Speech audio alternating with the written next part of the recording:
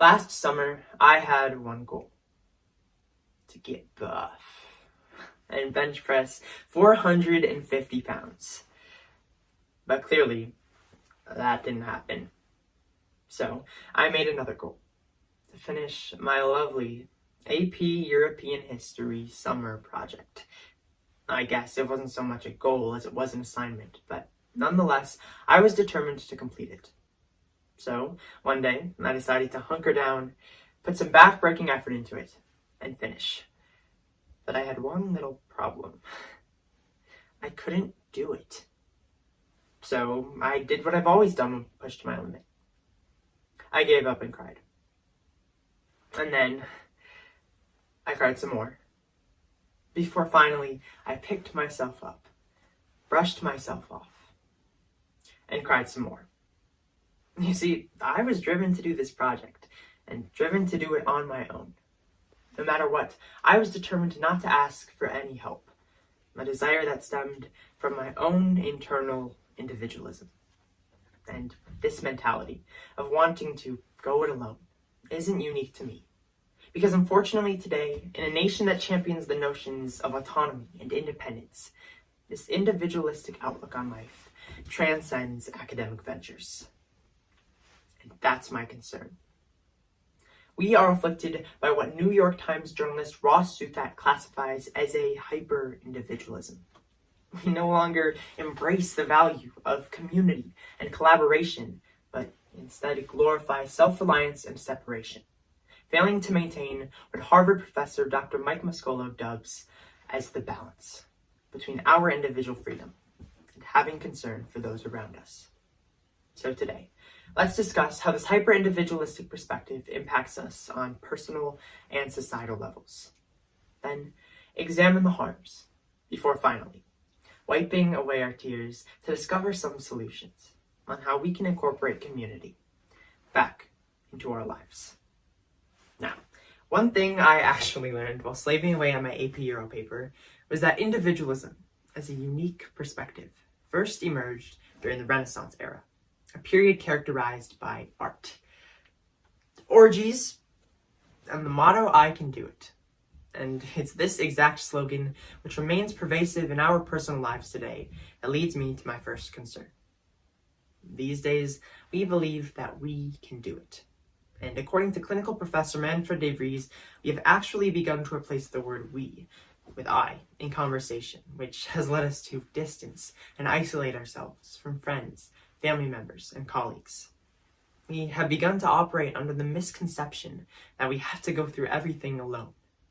And this may be why in May of 2018, Global Health Organization Cigna found that 47% of Americans reported feeling lonely and alienated. Those who admitted to feeling alone were also revealed to have direct ties to anxiety, depression, and even suicidal thoughts. All conditions that are, according to the American Psychological Health Association, more prevalent in the US than anywhere else in the world. But hold up. You're saying, wait, I'm not a loner. I have plenty of friends. Ross, Rachel, Monica, Chandler, Joey, Phoebe. However, the amount of connections we have doesn't automatically correlate to how alone we feel. As Dr. Frank Navaji of Yale University explains, the sensation of loneliness is produced by the absence of social intimacy and is often accompanied by emotional suffering. By adopting this individualistic perspective, we aren't necessarily reducing the number of relationships that we possess, but rather the depth of emotional connections we make. Now, hyper-individualism doesn't only impact us on a personal level, but it also affects us on a societal level. You see, each American born from, here we go, sea to shining sea, is indoctrinated with the belief that they can achieve social mobility through hard work and independence. However, while this may be motivating to some, author and professor E.L. Doctorow notes that by romanticizing this individualistic concept, known as the American dream, we not only place our trust in a potentially impractical narrative, but also begin to act out of self-interest and neglect the moral obligations and concerns of those around us. Following the recent outbreak of COVID-19, how many times did you hear of the thousands of people who continue to engage in social interaction, despite medical warnings not to, claiming that the virus wasn't a threat to them? However, in doing so, these individuals merely continued the epidemic spread, placing society at a greater risk for infection. And from pandemics to politics, we do this. In fact, just last year, in March of 2019, former Mayor of Baltimore Catherine Pugh was exposed for her misuse of public taxpayer money for personal gain. While serving as a trustee on their board, she covertly accepted $500,000 from the University of Maryland Medical Center in exchange for the purchase of her self-published book to donate. But she is not alone. Countless other politicians who have exploited their political platform and prioritized re-election over representation, private gain over that of the public, and individual advancement over integrity join Mayor Pugh. As symptoms of a larger and more destructive epidemic, they serve to amplify the way we allow individualism to reign supreme at the expense of not only ourselves, but also the people around us. And most importantly, the ones that are counting on us. Last year, a former friend of mine reached out to me, asking if we could sit down and talk. Fresh into high school and caught up in my individual goals for the future, I failed to follow up. It wasn't until about a month later when I discovered that his dad had passed away, leaving him, in his words, completely alone, that I decided to reach out and discovered his pain. And that's what makes the shift from we to me so insidious. When we surrender our sense of intimacy with others and our concern for their needs to our individualism, we limit our ability to comprehend issues, situations, and communities that go beyond ourselves.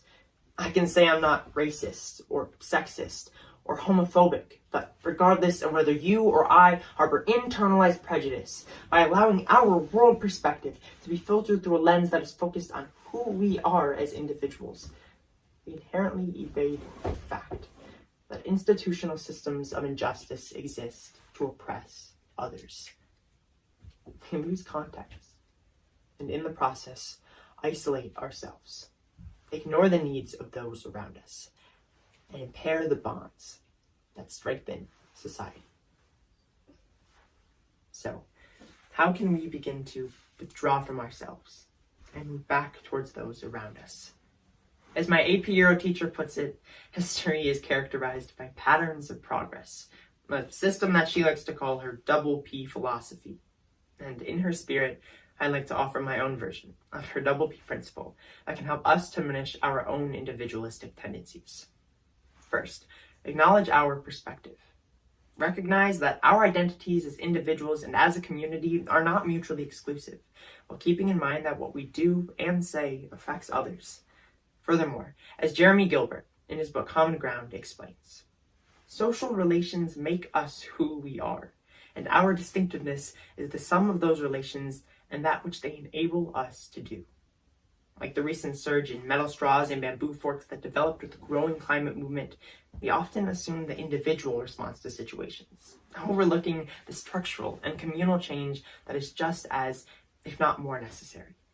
I'm not arguing that we sacrifice our individuality to fit the mold of conformity, but rather that we consider the needs of our community, in addition to ourselves, and understand that we can accomplish far more together than we can apart. Second, pursue meaningful communication. The minute we stop talking is the minute we begin to distance ourselves from those around us and revert back to independent action. Whether it be a counselor, a colleague, a friend, or a family member, we must begin to establish relevant and reciprocative dialogue that breeds empathy and understanding.